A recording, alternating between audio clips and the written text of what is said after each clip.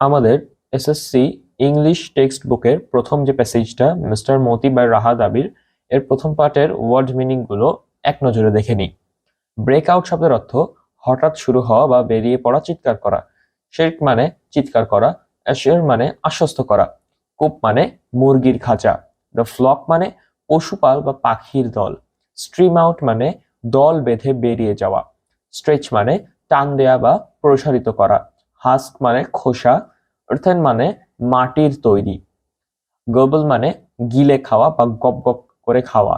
ককরল মানে মোরগ ছানা, স্ট্রাইক আপ মানে শুরু করা, এখানে মূলত কথা বা গান শুরু করা বোঝানো হচ্ছে, পাফি মানে ফোলা বা স্ফীত, আ শেফ অফ আরেকা নাটস অর্থাৎ সুপারি গুচ্ছ বা একগুচ্ছ সুপারি, বোটেল গার্ড মানে লাউ,